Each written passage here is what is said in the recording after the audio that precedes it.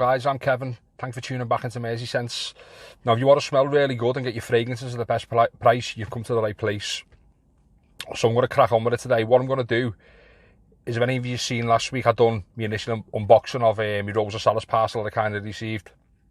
Now, what I've been doing all week, I've been doing testings on each one. If any of you follow me on my Instagram page, you'll see I've been using ones as my scent of the day. Now, just a quick recap with Rosa Salas in general. I'm being very, very impressed with this house. All the testing, everyone's took me on a different journey. Each fragrance, each day, it's all got its own characteristics, and I've been really, really impressed. Now, if you go on the Rosa Salas website, you'll see that they're all organic and vegan friendly oils that they use, which, if that's what you're into, and I know a lot of people are these days, it's a very good thing for you. You might be interested in, sort of thing. So what I'm going to do me 1 to 6. I'm going to count down from 6 up to 1 for my favourite, and obviously 6 is my least favourite. These are all unbelievable fragrances, by the way, and I've taken into account longevity, easiness to wear, and all things like that. So I like quite daring fragrances. I've mentioned in the past couple of videos and things like that, if you've seen them. So what I'll do is I'll get into the list straight away. I won't keep you too long. So my number 6 in this is 030 Congo, which is their version inspired by Nasamato's Black Afghano. Now, this is just my number 6 primarily because it's just so difficult to wear. I'd only really use this in an outdoor occasion, maybe walking around the park, bonfire night in the cold weather, because if you wear this in the office or in close encounters, it's going to annoy people. It's not going to be for everyone. It's quite daring. Now, if you see me, my initial impressions of this, when I sprayed it, I got a big blast of leather. There was a bit of alcohol-y at the top, then I got a blast of leather. I didn't know the notes, by the way. I want to try and learn my nose to detect certain notes. You see, that's why I'm not really taking much notice of them. And I'll go back and have a look at that when I've obviously smelled the fragrance. So I got a big blast of leather, but this is not your black leather jacket or your suede leather. This is like how can I put it? It was like a horse's saddle. You know, if you think a cowboy, what they sit on, about 20 years old, dusty, dirty leather, but in a good way. Now, if you're ever wondering what the film, The Good, the Bad, the Ugly, what Clint Eastwood smells like and you want to smell him, this is your man here. This is definitely Clint Eastwood. So if you do want to smell like a cowboy, I'd definitely recommend this one to you. So that's that one. Now, this hasn't got no leather listed in it. It's got, I think it's rosemary and green notes off the top, but Nasamato Black Afghano, when I've been back to that has got leather in it, so it's a very good interpretation. It's just so difficult to wear. You can't wear it in close encounters, as I say. You're not going to wear it for work. It's just basically an outdoor cold winter scent for me.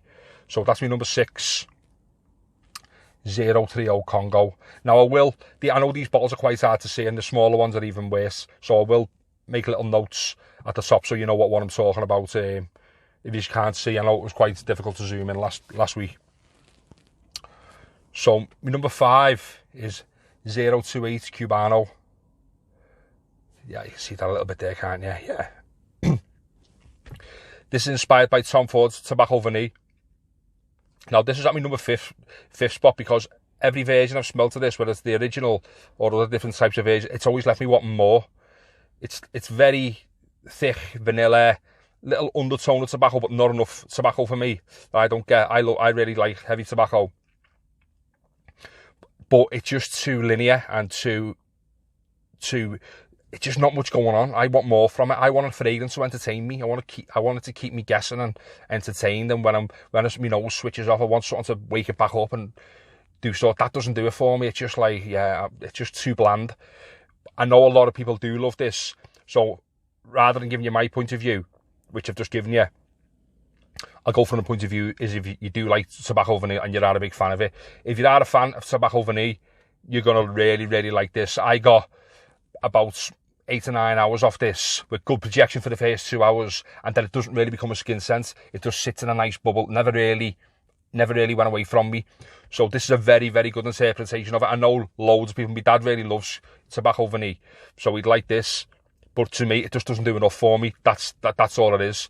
But it's a very, very good scent. And if you love Tobacco Vanille, definitely recommend this. And my fourth, is it my fourth? Yeah, my fourth is 026 Leather Absolute. which is inspired by Tom Ford's Ombre leather. Now, what you get from this, if you've never smelled Ombre leather, it's a rich tobacco, raspberry sweet vibe. It's a very masculine leather, but I think with that added raspberry sweetness in it, if you're a confident woman, you can definitely get away with wearing this. It is very nice.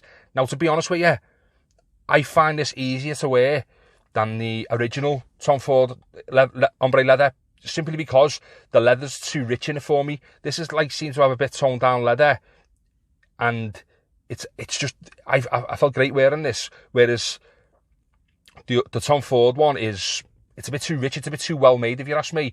I really enjoyed this, and I got about 10-11 hours off this. This is like sort of like filled my car when I was driving around in it, and did get a compliment off this of a couple of girls in my car. I'm an Uber driver, by the way, in case you're wondering what they're doing in my car.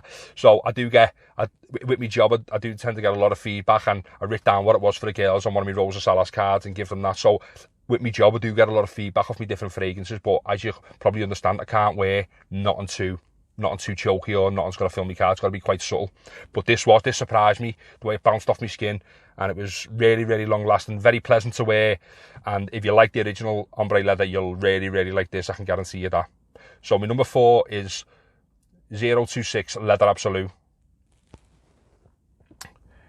Number 3 is, I've dropped it, 029 Black Tie. So we're getting to the big hitters now. Now, this is inspired by YSL's Tuxedo. I've never smelt the original Tuxedo, but what I will say, I've done a first unboxing and initial impressions of Rochas Moustache, which gets compared very, very closely to YSL's Tuxedo, and these two are very, very similar. Now, what I would say about this and the moustache is this is a bit thicker. Now, I've sprayed a bit of this on my hand, because there's something in this that I wore last Sunday, and it's underneath. I get a lot of rose, something a little bit medicinal underneath the rose, and it keeps throwing me back to when I was a kid for some reason. I don't know if it was like a cough mixture I had when I was a kid or something, like a cherry. It's under the rose. You get the prominent rose, and that it just keeps me going back for more. Now, that's the power of smell, if you ask me. I don't know what this is, but my nose recognises it, and it keeps throwing me back to when I was younger.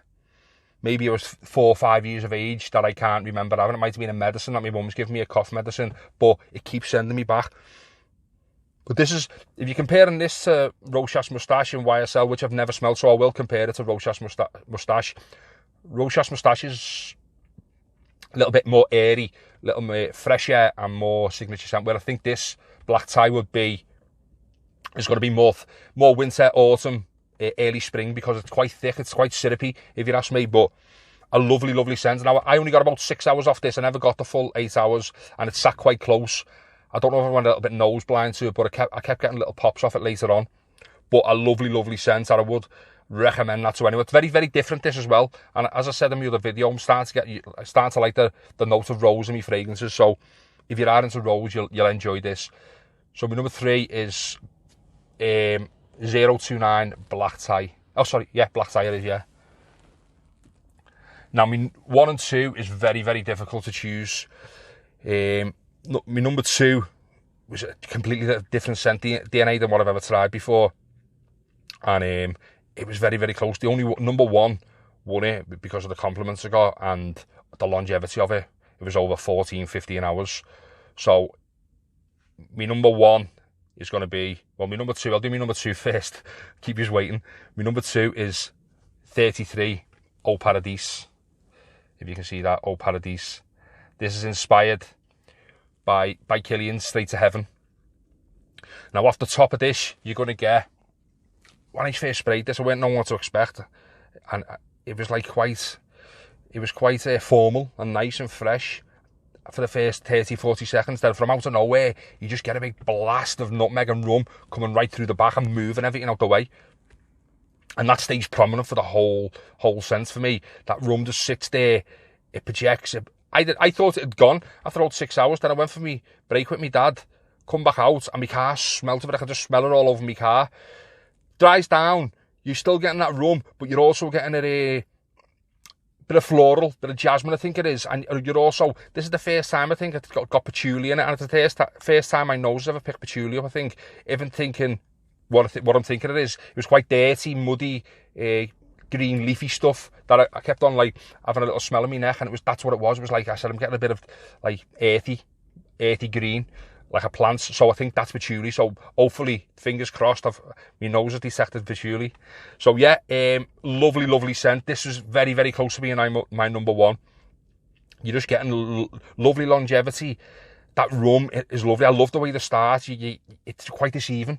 You're getting like quite sophisticated for about 30 seconds, 40 seconds, then right through the back, bang, the rum comes, moves everything out the way, and that's the prominent note for about 3 or 4 hours. Then it starts settling down and the floral will start moving through. But overall, a really, really nice scent. And that's Eau Paradis, 33 Eau Paradis. Now, my number one is an absolute beast of a scent. I must have got 14, 15, 16 hours on this. If you're going to spray this on your shirt, you're getting 24 hours until you wash it off. And there's 010 Phantom Sombre, which is inspired by Killian's Black Phantom. This is unbelievable. I got a compliment off my girlfriend before I went to work. I have tried different versions of this from perfume parlour, things like that.